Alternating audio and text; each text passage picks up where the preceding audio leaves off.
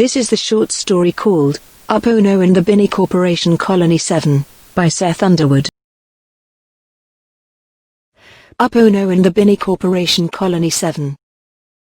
During the early era of the Third Age of Humanity, mankind had stretched their heavy grav lines as far as the red dwarf star, Ross 128. Mankind had discovered, besides the Earth-sized exoplanet Ross 128b in the year 2017, 3 additional planets with the system being surrounded by a cloud of icy bodies. Based on preliminary surveys, Ross 128b turned out to be difficult to inhabit. Being tidally locked in a close orbit around the red dwarf, it only served as a raw resource to be mined. The Binney Corporation secured the colonization and resource exploitation rights to the system in exchange for participating in a family debt forgiveness program. Thus, hundreds signed up for the 22-year journey to the Ross 128 system, all to allow their families back on Earth to be debt-free. The travel time was fine since humanity was now living 200 years. Despite recruiting human colonists, the Binney Corporation relied heavily on artificial intelligence and androids to maintain the major resource operations, but also its governance and justice system in the colonies. The Binney Corporation based the justice system on a progressive statistical model using a complex algorithm. The algorithm's output created a desired quantity of prisoners from arrests.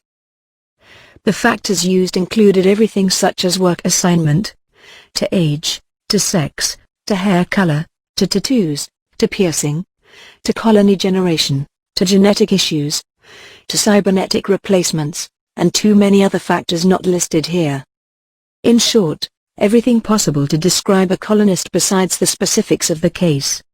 Thus, it was possible for arrested murderers to get off even though there was hard evidence against them, even if they had admitted guilt, because the prison system had already processed its quantity of a certain factor that those criminals had. This was great for any murders since this crime carried with it an old form of mental reprogramming.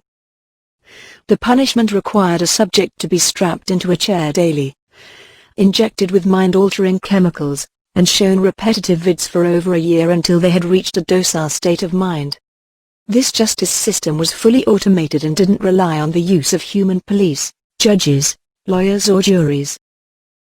Upono was a 4th-generation colonist born on the Mars-sized planet of Upono, Ross 128c, and had an extensive criminal record. By the age of 22 she had already murdered 3 people and was not punished. She was the most successful criminal in the colony and nearly untouchable by the AI's justice system. Upono's only weakness was she had only 95 years of life, and she was already pushing 50. Upono suffered from terminal alopecia universalis, a rare, and unfixable, genetic autoimmune condition that not only caused her to be hairless but would eventually cause her major organs to shut down. When she was 10, the colony's medical system gave her an implant to help ease the disease's progression. Unknown to Upono, she was now actively connected to the mind of the artificial intelligence of the colony. The colony's artificial intelligence, known as the Intelligence Unit or IU, was curious what such a brief lifespan human would do. From IU's perspective, the human colonists were nothing more than sentient creatures it could control, like a real-life video game, and it became curious from time to time what they would do. 1. The release of Upono. A metal skeleton android released the locking bolts to a sealed door and pulled it open. Colonist Upono, please exit your cell. Upono pulled herself through the 2-foot by 2-foot opening. For the last 45 days she had been staying in a 25-square-foot metal cell, only let out for 1 daily meal, and repetitive marching drills. Standing upright, she stretched her neck from side to side, then flexed her tattoo-covered arms over her bald head. Another metal skeleton android pushed her from behind with its flux rifle. The android that opened the door walked down the prison cell-lined corridor in front of Upono. Beads of sweat formed on Upono's hairless, tawny skin. The prison block of Colony 7 wasn't afforded too many luxuries like proper ventilation. As a result, heat would build up in the cell blocks during the warmer months, only to drop to near freezing when a Kern's orbit would bring it to the very edge of the red dwarf's habitable zone every 13 months. Ross 128 was a one-way journey for humans, but for the processed chemicals and materials the system offered it was a long and harsh trip back to Earth. A trip that would typically end the life of any person who tried to sneak aboard a return cargo ship. For these ships were fully automated and required no atmosphere. The androids led Upono from the cell area to discharge. Behind a plexiglass wall was a robotic processor with multiple arms and cabling connected to its base. Upono unzipped the front of her white prison unijumper and took it completely off, exposing her 6'7" tall lanky hairless frame to the robotic processor. The robotic processor handed Upono's original clothing and identity card to her. Upono took her belongings, then dressed herself in a two-piece fitted suit. Sticking the identity card in the upper breast pocket, she finally felt normal again. As she exited to the main colony, she waved at the security camera. 2. The meeting of Ureso. With arms stretched in the air, "Why my attorney, Ureso, welcomes me back into society." "Upono, I've done no such thing. You're lucky I'm here at all. I don't know why I bother to represent you in court, it's fully automated. You don't need human representation." Upono grabbed the woman's face and squeezed it. "But then I wouldn't get to see your little face get all flustered trying to argue with the IU. Besides, it's the only right I get as a colonist." Ureso pulled away from Upono. "I hate it when you do that. So, have you been monitoring my place while IU had me locked up?" "Yeah. There were no repossessions." "Good, let's get something to eat.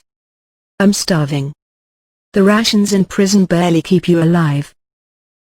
"Upono, I need to get back to my reassignment IU gave me. I just came down to tell you Onani is really mad at you." "Why? What's he upset about?"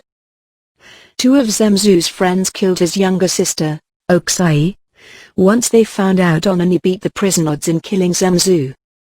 It was a brutal killing for the colony. They chopped her up into little pieces. And how's this my fault?" Ureso's brown eyes became wide as she stared directly at Upono. "You told Onani the odds of getting away with killing Zemzu after Zemzu raped Oksai." "Oh yeah.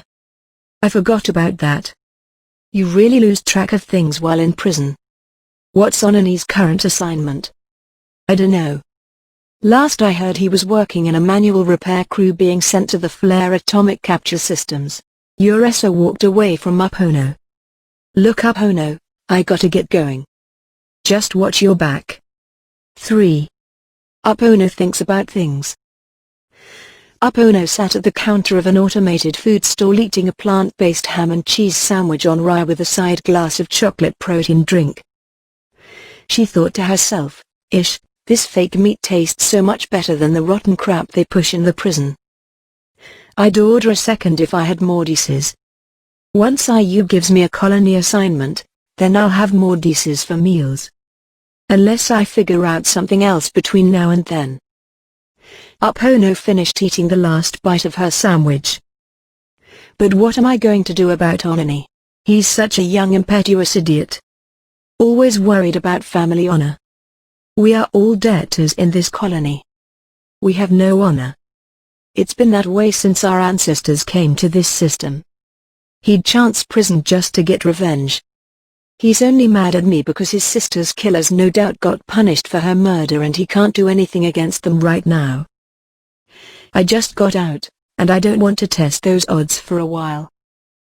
I need to let the system shake out before I pull something. Keep to myself and do my work assignment. Earn some dishes. When I have a better idea on the odds, then I can pull something. Maybe deal with Onani personally." 4. Upono. Upono's parents made her aware of her short life when she was 6. She was old enough at 6 to recall a riot in the colony, and how some people were punished, and others were not, like her uncle. Her uncle called it Ayu's grace that saved him from punishment. But even at such a young age she was skeptical of such things.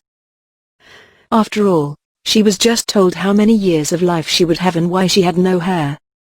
Math and science always had answers. These things never lied to her. They were never a mystery. Maybe unsolvable now, but given time everything is solvable is how her young mind thought. By the age of 12 she had figured out the basic algorithm Ayu used for punishing criminals. She immediately tested it out with a small theft, only to land herself in prison for 6 months. But life in prison only made her more determined to solve the full equation. Over the years, Upono refined her calculations to improve her odds of getting away with any crime. Now at near 50 she had it down to a 99% confidence interval. It was that last 1% that got her nailed 45 days ago for aggravated battery. She never really enjoyed telling others the chances of getting away with something. She wasn't into making a crime syndicate precisely because of how Onani was acting now, or the revenge killing that was taking place. She only helped him out, because he asked and she owed him a favor. Now she was regretting it. Crime wasn't an enormous problem with Colony 7, but it has had its share of those who were punished by Ayu. Working and living in the shadow of a red dwarf star was a harsh life. Flares were a constant reality. Heat was limited, so planets became cold fast outside the habitable zone. The stress built up and humans rebelled from time to time. Ayu cracked down, and it made arrests. Many would get off because of the algorithm. These colonists were socially expected to praise Ayu's mercy for not being punished, and many did. Only the black markets for spare food resources were the constant crime of the colony that kept the prisons in operation. The exception to this was Upono, who knew the odds of what crimes would land you in jail during any period. 5. Nearly a month later, Ayu assigned Upono to the hydroponic facilities on one of the moons around the large gas giant, Gomia, Ross 128d. The orbit of this gas giant was highly elliptical, and every 10 years took it outside the habitable zone to awfully close to Ross 128. Because of the moon's orbit, the facility used the heat generated from the gravitational squeezing to maintain an even environment. This work was familiar to Upono since she did it in her mid-30s, and it required little mental effort. Which was perfectly fine with her as it allowed her to think of what crime to do. While she was adjusting one of the drip feeds, a tall dark-haired man dressed in the full canvas-weaved jumper of the space workers walked up behind her. "Upono, you are one dead bitch." The man produced a sharpened piece of steel he had fashioned into a makeshift blade from his jumper leg pocket. Upono continued to do her work with the drip feed. "Onani, what took you this long? It's been nearly a month since Ayu assigned me to the hydroponics unit." "Shut your face, bitch." Onani's hand trembled as he held the blade. Upono turned and faced Onani. She could see the fear in his eyes. Onani's body was shaking from that fear. "You really don't want to do this?" The odds right now would mean a conviction for murder, which carries an automatic sentence of mental reprogramming for over a year. Your mind will be mush afterwards. You'll be lucky to get any assignment from Ayu. "I don't care. It's your fault my sister is dead." "Because I gave you the odds to kill her rapist? I didn't make you kill him." "Did I make Zamzu's friends kill your sister? Your mind has gone insane with anger this last month while your sister's killers are being reprogrammed in prison. You're just mad and upset right now and want to force that blame onto someone. And I'm that someone you've chosen." Onani violently thrusted the makeshift blade towards Upono's face. "It's your fault. You said he'd get off for the rape. What kind of justice is that? I had to do something." "No, you didn't." The odds were against Zamzu in the long run. He would have ended up in jail, eventually. Onani pulled the blade back down from Upono's face. Onani couldn't stop thinking about his younger sister and that entire night of the incident when she came to his quarters and told him about Zamzu. By then he would have done another rape. That's who Zamzu was. He dated women only to rape them. True. But then he'd be put into prison for a time. No one wants to go to prison. I've been there too many times. Zemzu was young like you.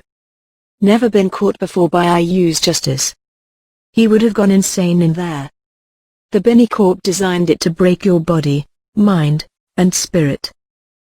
Why do you think there hasn't been a riot in 25 years? You're better off dead than sent to prison. Onani wiped away tears from his eyes and snorted back the drainage in his nose. Then how do you know the goddamn odds? Upono tapped her left breast. An implant I've had since I was 10. Originally it was supposed to help me with my condition, but somehow, it's given me powers. The ability to do math problems like no one else. To somehow understand the workings of IU. Onani thrusted the blade at Upono again. That's fucking bullshit. No one can do that. Upono noticed a maintenance droid coming around the corner of a hydroponic row behind Onani. She quickly lunged at Onani, ripping the blade from his hand, and knocking him down to the plasty metal garden floor. She held the blade against his throat. The droid saw Upono with the blade at Onani's throat and automatically sounded the alarm, and IU's justice quickly took effect. Using several metal androids, IU arrested Upono for aggravated battery. As she was being led away, Onani asked, "Why?" Upono, not even trying to turn to look at Onani, knowing the droids would interpret it as resisting arrest, only said, "The odds are in favor that I'll get another 45 days in prison." 6. IU ponders Upono.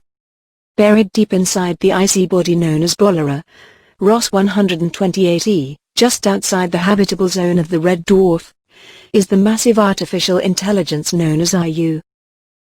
A bluish light screen shone in the dark cavern of wires and circuits. It played out Upono's recent arrest. "Upono, you are my most fascinating subject yet.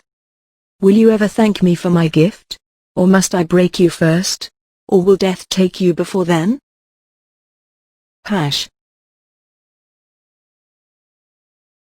This has been a production of the Joseph Street Digest. All rights belong to their respective owners. Thank you for listening.